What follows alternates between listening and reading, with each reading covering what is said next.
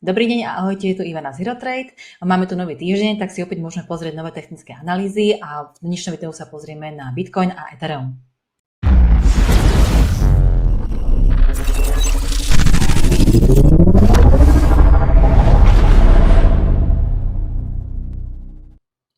Bitcoin nám opäť po predchádzajúcich silných pohyboch klesá alebo prípadne konsoliduje do strany.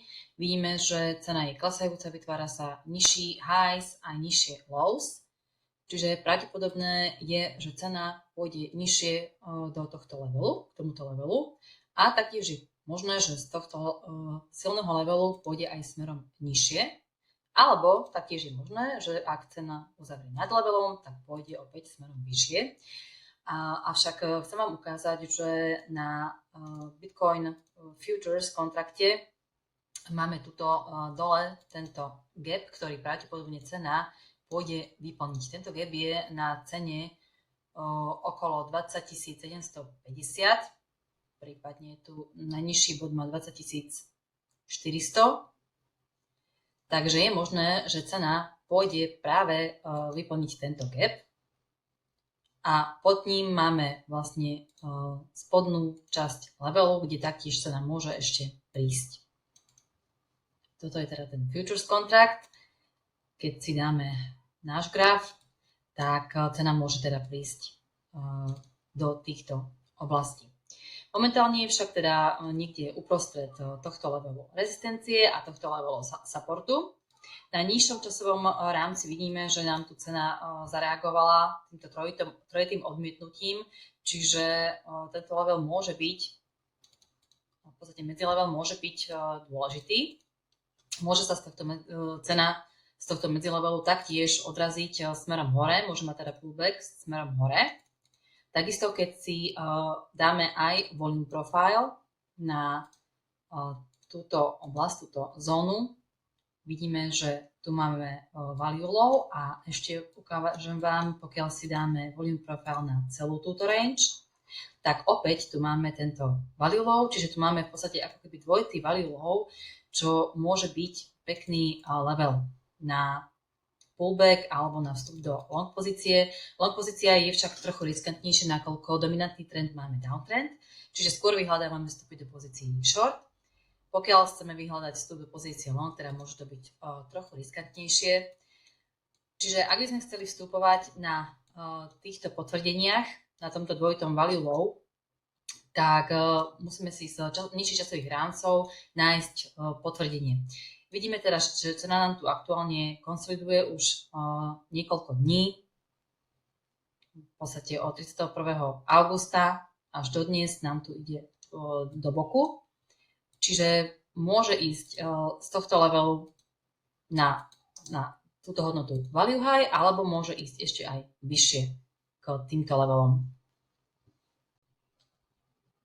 Vidíme, že na nižšom časovom rámci nám tu cena teda pekne konsoliduje na tejto úrovni, na tejto zóne, čo môže cenu odraziť smerom hore.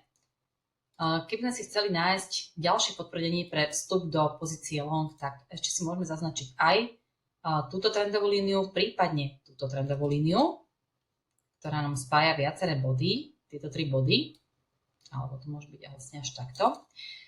A pokiaľ by cena nám prerazila teda aj túto trendovú líniu, vytvorila by nám tu vyšší high, tak môžeme vstupovať do tohto pullbacku, do pozície long. Take profit by sme mali teda buď k tomuto value high levelu na úrovni okolo 26 780, prípadne k tomuto vyššiemu levelu zhruba na úrovni 27 370, alebo potom vyššie, možno až k tomuto levelu 28 160. A stop loss si dávame teda pod tieto aktuálne lows. Prípadne tu vidíme ešte nižší low, tak môžeme dávať aj pod tento nižší low. Ako sme hovorili, je to teda skôr riskantnejší trade.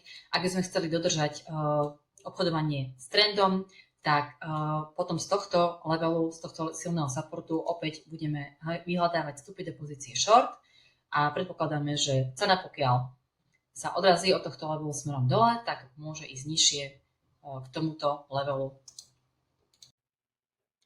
Graf Etherea je teda podobný. Vidíme, že rovnako tu mali sme dlhší uptrend, potom konsolidáciu a aktuálne máme downtrend, čiže cena opäť môže prísť k týmto nižším levelom.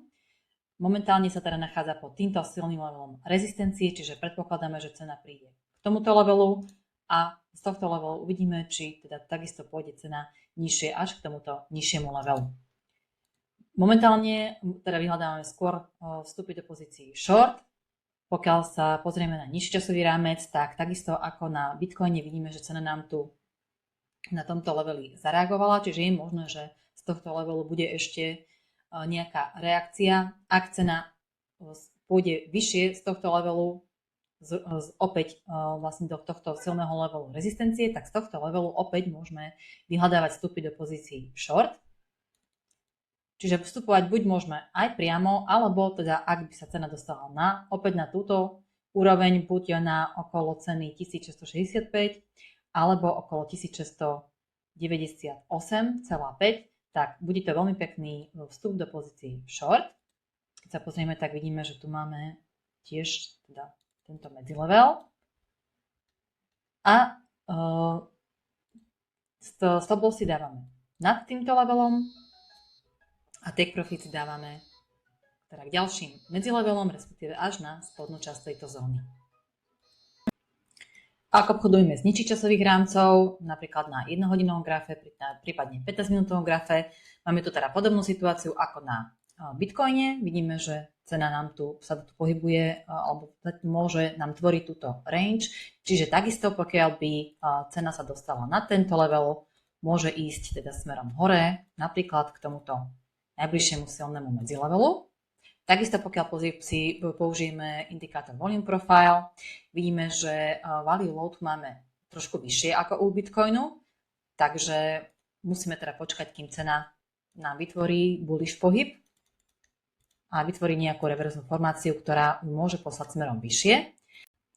Cena však samozrejme môže uzavrieť aj pod týmto levelom a pokračovať ďalej k tomuto levelu, prípadne potom až ďalej nižšie k tomuto silnému levelu.